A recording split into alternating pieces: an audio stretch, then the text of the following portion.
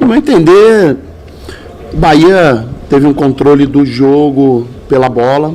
A equipe do Vila Nova veio bastante fechada. A gente estava bastante preocupado em não dar oportunidade de contra-ataque para a equipe do Vila Nova. A gente conseguiu chegar bastante no terço final do campo, muito pelos lados, muito ali pelo lado de Jacaré e Luiz Henrique no primeiro tempo. Mas não conseguimos furar o bloqueio da equipe do Vila Nova no primeiro tempo. Voltamos para o segundo tempo e sofremos um gol muito cedo.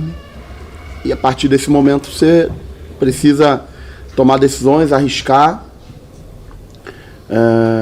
A gente foi para cima, a gente criou as oportunidades, conseguimos empatar, tivemos a oportunidade de vencer. Evidente que tínhamos uma expectativa de retribuir a força que o torcedor nos deu, mas eu saio com convicção que a gente precisa fazer mais uma semana muito boa, como vem fazendo. Esse grupo aí me parece assim, muito comprometido com o clube, e eu não tenho a menor dúvida que a gente vai fazer uma grande semana para fazer um grande jogo na sexta-feira contra o Guarani. O Barroca, me parece que a sua lateral esquerda vem sendo uma preocupação. Não que o Luiz Henrique venha comprometendo a tal ponto, mas pelo comportamento da torcida com relação a esse jogador. Começou pegando no pé do atleta, depois ele próprio superou dentro do espetáculo e o torcedor terminou esquecendo de pegar no pé dele. Gostaria de saber por que você substituiu o Luiz Henrique e saber também o que é que lhe passaram sobre o Matheus Bahia. Matheus Bahia, essa semana que passou, no início da semana tinha uma previsão de treinar normalmente, e no primeiro treinamento que eu fiz com ele na semana, ele sentiu um desconforto e não conseguiu concluir o treinamento. Então ele deu um passinho atrás, continuou fazendo o treinamento de maneira parcial e fechou a semana com uma boa expectativa de na próxima semana ter a evolução dele. Então acredito que se tudo correr bem, ele pode estar apto a todos os treinamentos durante essa semana. Sobre o Luiz, o jogo foi muito em cima dele no primeiro tempo, ele chegou bem na frente, mas ele tomou um cartão muito cedo, se não me engano, antes até de 1 minuto.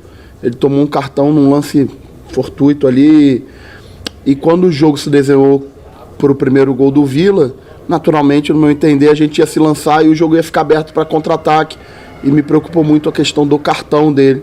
Então a ideia de trocá-lo tem muito mais a ver com o cartão do que com performance. Então foi isso. Acho que o Luiz fez uma boa partida enquanto esteve em campo. Barroca, boa noite. O torcedor pergunta ainda, a situação do Davó.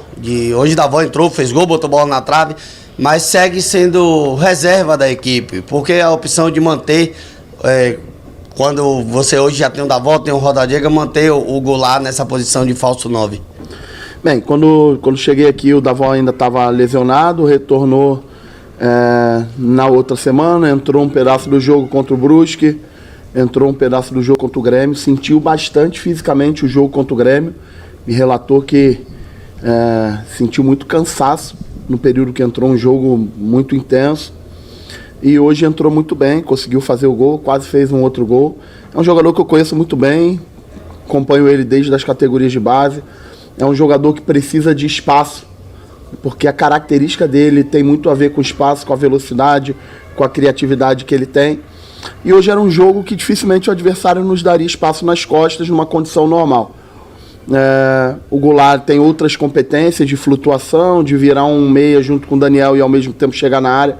O Ricardo teve uma oportunidade no primeiro tempo no cruzamento, mas todos os jogadores ali da frente estão competindo. Igualdade, vamos ver como é que vai ser o desenho dessa semana, a nossa projeção do jogo com o Guarani, para ver quem a gente escolhe. As características, né, de fazer a bola correr, distribuir o jogo. O que você já pensa aí para sexta-feira? Um jogador mais defensivo, botar mais um atacante? Como é que você pretende suprir a ausência do Daniel?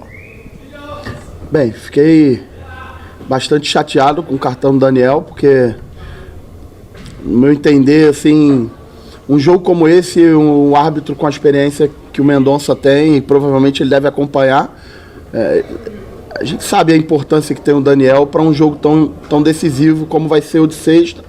E não era um lance tão importante como aconteceu no Luiz Henrique, dele dar um cartão tão cedo. Acho que pode se administrar o jogo de uma outra forma. O jogo Fadores ainda não pensei. Sinceramente, você falou muito bem, a gente não tem um jogador com um volume tão grande de jogos dentro da competição ali na meia, um meia de origem como o Daniel mas a gente vai precisar encontrar dentro do nosso elenco e o jogador que entrar vai ter toda a minha confiança para fazer aquela função. Nos últimos 2 jogos, o André vinha como titular. A gente viu, claro, problema no jogo contra o Grêmio, mas pelo fato dele só ter treinado praticamente 2 dias, foi isso que... Também com 1 minuto de jogo ele sofreu uma pancada muito forte na cabeça. Depois ele teve um grande indicativo de uma lesão muscular em posterior de coxa. O Marcinho entrou no jogo e na minha visão entrou bem, conseguiu dar conta do recado em um jogo difícil ali contra o Grêmio. Depois o André, ele não faz praticamente a semana toda com a gente de treinamento. Ele perde 2 treinos aquisitivos e na antevéspera do jogo ele treina parcialmente. E na véspera do jogo, que é um dia que a gente não dá muita carga, ele treinou integral. Ontem ele treinou de maneira integral. Era um jogador que estava no risco aí no campo. Eu trouxe pela importância do jogo. Se a gente tivesse na metade da competição, com certeza não seria relacionado por tudo o que aconteceu com ele na semana. Mas acho que a gente está vivendo um momento realmente importante. É um jogador que estava no risco físico, com certeza nesse jogo, e entrou muito bem no jogo. Mais uma vez, vamos dar uma olhada como é que vai ser a semana, a recuperação dele, o comparativo com o Marcinho, para a gente fazer a escolha para o jogo contra o Guarani. O próximo adversário é o Guarani, de Campinas. É uma estratégia que vai ser parecida. A estratégia do Guarani, o próximo adversário do Bahia, deve vir com a estratégia parecida com a do Vila Nova, né? De marcação, forte, para não deixar o Bahia jogar dentro de casa. E o Guarani vem dos últimos 13 jogos, 9 vitórias e 2 seguidas, venceu o Cruzeiro lá.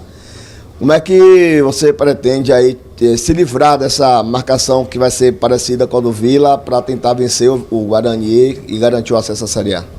Bem, eu conheço bem o Mozart foi meu assistente lá quando eu fui treinador do Coritiba. É um treinador muito competente, as equipes dele são bastante organizadas. Eu ainda não tive oportunidade de olhar o Guarani com a profundidade que ele merecia, porque estava realmente com foco aqui. Mas com certeza vamos ter que jogar no nosso limite. Um ponto bastante importante hoje é que a gente praticamente não deu chance alguma ao Vila Nova. O Vila Nova fez o gol e teve 2 chutes bloqueados. Um chute do Dentinho no primeiro tempo e um chute do Neto no segundo tempo. Mais nada. Acho que a gente teve um comportamento muito bom de controle sem dar muita oportunidade de contra-ataque para a equipe do Vila Nova. E a gente vai precisar continuar se desenvolvendo para que isso aconteça, para que a gente continue com o controle.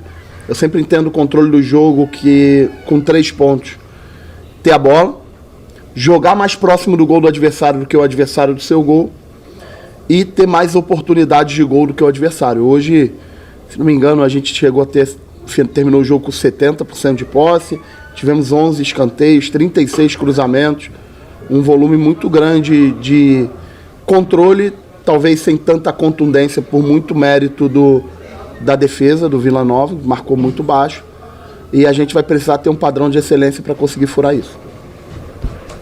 Barroca, o Bahia tem tido posse de bola, é verdade, mas por vezes e em sua maioria uma posse de bola estéril, não uma posse de bola efetiva.